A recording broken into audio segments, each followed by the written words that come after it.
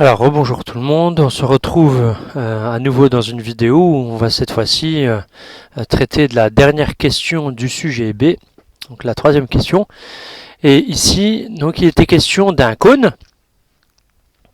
dont on connaît le volume, et la question c'est de trouver la hauteur de ce cône. Ok ? Donc, toujours un peu les mêmes questions, au final, c'est toujours la même chose. On connaît le volume, enfin, on connaît quelque chose, et on essaie de trouver autre chose. D'accord ? On essaie de trouver une relation d'égalité entre une chose connue et une chose inconnue. Donc, la chose connue ici, c'est le volume. Donc, le volume du cône, ça fait exactement 15 pi cm cubes.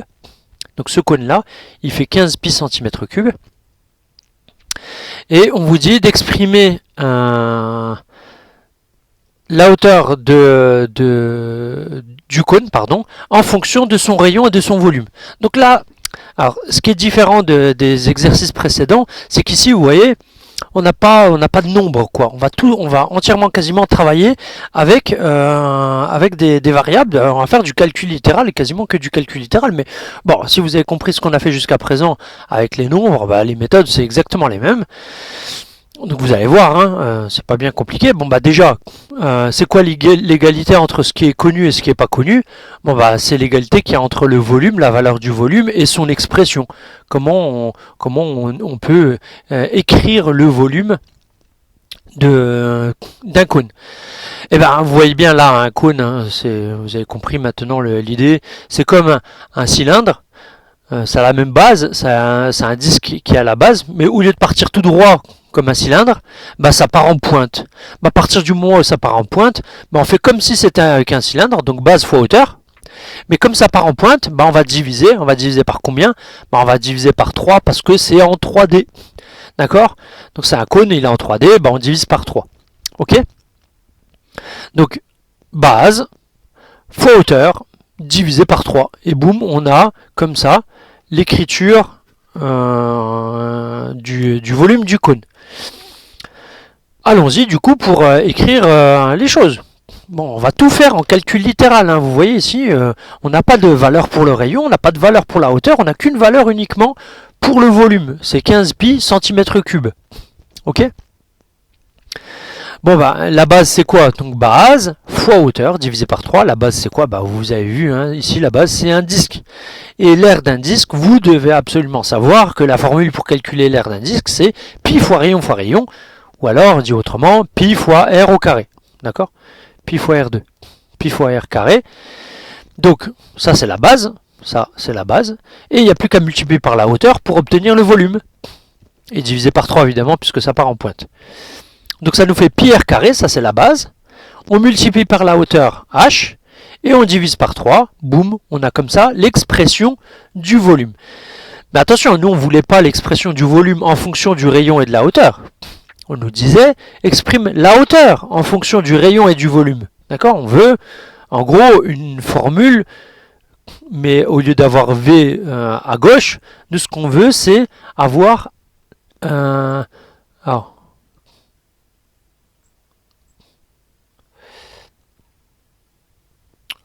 alors je vais suspendre ça. Alors je reprends les explications, désolé pour l'interruption. Alors donc le but de la question ici c'est de calculer la hauteur de du cône. Donc on connaît son volume et on cherche à déterminer sa hauteur. Donc grâce à quoi? Évidemment grâce à cette expression-là, vous avez compris, c'est grâce à cette expression-là qu'on va pouvoir exprimer h en fonction du volume et du rayon. D'accord? Donc comment on va faire? C'est assez simple, donc je vous ai expliqué en cours la technique, l'image avec l'oignon, là, tout ça. Bon, là on va le faire comme on l'a fait dans les vidéos précédentes. Donc on va partir de h, on va se demander quelles sont les opérations successives qu'on applique sur h pour obtenir le volume. Et à partir de là, puisque c'est le volume qu'on connaît, d'accord, c'est le volume qu'on connaît, à partir du volume, boum, on va remonter pour obtenir notre hauteur. Donc, alors je vais faire comme ça, vite. Je vais le mettre en bas. Et en fait, comme ça au moins, on aura tout. Clock, on le laisse là. Voilà. Donc, on part de cette formule. Et on a ici, à droite, on a H. Donc ici, on a H. Je vais l'écrire comme ça. Mince. Alors, j'ai perdu la mine de mon crayon. Donc, qu'est-ce qu'on écrit? On va commencer, donc on écrit H, ici, on part de H, et on lui fait subir quelles sont les opérations que subit cette variable H, cet inconnu. Et il en subit 3 des opérations. Donc là, c'est un peu plus long, mais on va y arriver quand même. Donc, d'abord, peu importe l'ordre en fait, hein. Bon, c'est pas bien grave. On va commencer par la multiplication. Donc d'abord, cette hauteur est multipliée par r au carré, par exemple. On peut dire ça si on veut.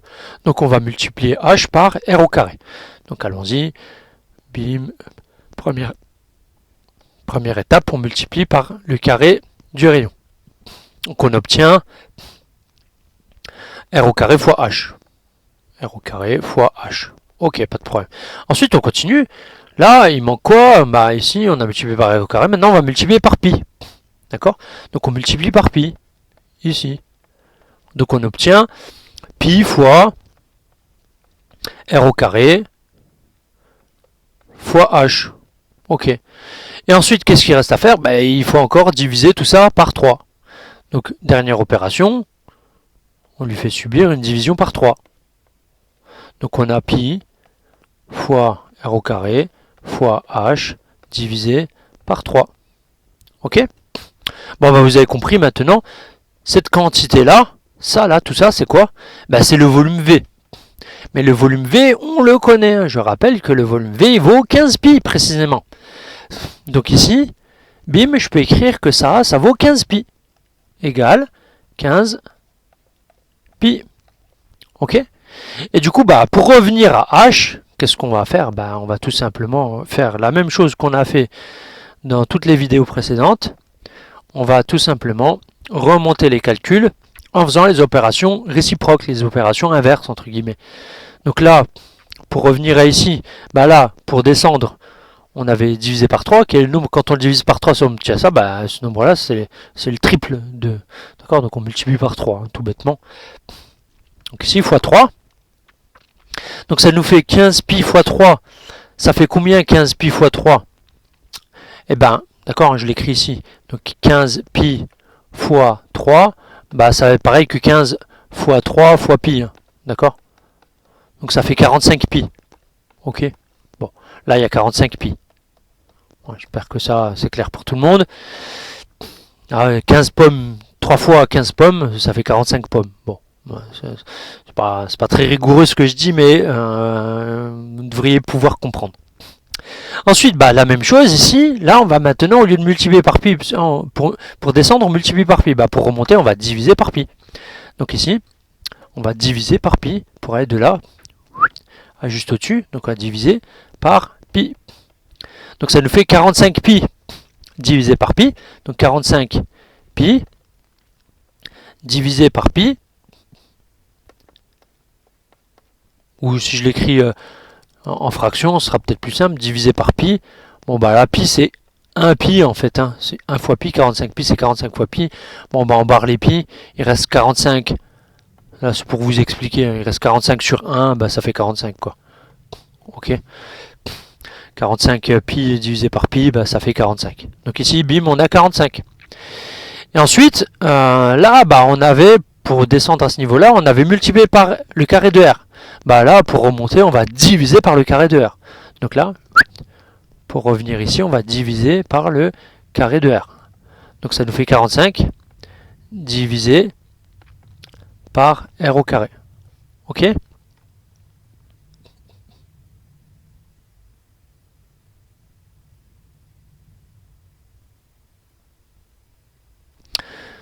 Bon, c'est pas exactement ça ce qu'on nous demandait dans la question A. Bon, c'est pas grave. Bon, c'est pas grave. En fait, ici, j'aurais pas dû écrire ça. Bah, je vais le refaire. Bon, peu importe. C'est juste hein, ce que j'écris ici. Euh, bon, c'est juste, hein, mais bon, c'est pas exactement ce qui est demandé. Donc, c'est pas la formulation, c'est pas l'écriture qui est demandée. Donc, alors, je vais juste. Bon, vous inquiétez pas. Tout le reste, c'est juste. Enfin, ce que j'avais écrit juste avant, c'était juste aussi. Mais alors, je vais les réécrire mieux. Je vais dire que bon, bah là, on retrouve notre V en gros. Ok. Donc ici, on retrouve notre V, le volume V. D'accord hein, tout ce que j'ai construit ici, quand je suis parti de H, j'ai multiplié par R carré, j'ai multiplié par pi, ensuite j'ai divisé par 3. Bah, ce que j'obtiens à la fin ici, bah, c'est bien le volume V. Donc là, bah, je refais la même chose, mais avec V au lieu de 15 pi, vous voyez. Bon, c'est pareil. Donc là, on multiplie par 3, bah, ça fait 3V. D'accord, ça fait 3 fois V. Ensuite, on divise par pi, pardon, donc ça fait 3 fois V divisé par pi. Ok. Et ensuite, on divise encore par R carré, donc ça fait 3 fois V divisé par pi R carré. Pi fois R carré. Ok. Et voilà, on a la formule qu'on avait trouvée dans le cours 3 fois V. Alors là, j'écris V fois 3, mais c'est pareil. Là, pareil, j'écris R carré fois pi, pi fois R carré, c'est la même chose. Ok. Bon, peu importe comment vous le faites, ou bien vous le faites comme ça, ou bien vous le faites avec la technique entre guillemets de l'oignon, où on va éplucher tout ce qu'il y a autour de H. D'accord. Là, on va se débarrasser. En gros, l'idée c'était la suivante. On veut conserver que H ici. On veut conserver que le H. Et ben, on va envoyer de l'autre côté du égal. Là, on va envoyer tout ce qu'il y a autour de H, toutes les épluches, toutes les couches autour de H. On va les expédier de l'autre côté, en faisant attention de changer l'opération. Hein. Vous avez compris que quand on fait ça, on change l'opération. Bah, ça vient juste que, comme on remonte les calculs, bah, on fait les calculs inverses. Donc là, le 3, là, à droite, on a divisé par 3. Bah, à gauche, on va avoir multiplié par 3. À droite, on avait fois R carré. Bah, à gauche, on va avoir divisé par R carré. À droite, on a fois pi. Bah, à gauche, on va avoir divisé par pi. Et en faisant tout ça, bah, bim, on obtient, d'accord. À droite, on avait divisé par 3. On l'envoie de l'autre côté, ça devient fois 3. Ensuite, à droite, on avait fois R carré. On l'envoie de l'autre côté, ça devient divisé par R carré. Et ensuite, à droite, on avait fois pi. On avait fois pi ici à droite, bah, quand on l'envoie à gauche, bim, ça devient divisé par pi. Et on obtient comme ça, on a réussi à isoler ce qu'on cherchait, la hauteur, donc h. Pardon. Ok, donc on a notre formule, on a bien répondu à la question A, on a l'expression de la hauteur en fonction du rayon et du volume. Hein, c'est-à-dire que dans la formule de h, il y a le volume et le rayon, il y a le rayon et le volume. Bon, question B, c'est la question maintenant facile. Si son rayon il vaut 7, bah, calculer sa hauteur. Bon bah là, c'est une application numérique directe de cette formule. En gros, on va remplacer le rayon par 7. On va remplacer le rayon par 7. On se retrouve avec cette expression-là. Donc si on remplace le rayon par 7, ici attention, hein, attention, dans la formule, ce qu'il y a en bas, là, le rayon, c'est pas juste le rayon, c'est le carré du rayon. Donc si on remplace le rayon par 7, ce qu'on obtient ici en bas au dénominateur, c'est 49, c'est 7 fois 7, c'est 7 au carré, 7 fois 7, 49. D'accord. Donc le volume, lui, il est connu, c'est 15 pi centimètres cubes, donc on remplace le volume V par 15 pi.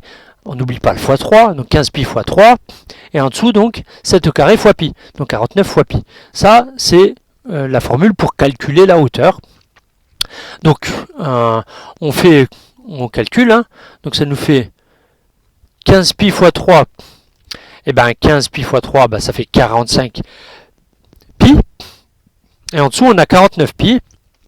On simplifie par les pi. Alors ici, je vais mettre... Enfin, il y a un fois ici, hein, vous avez compris.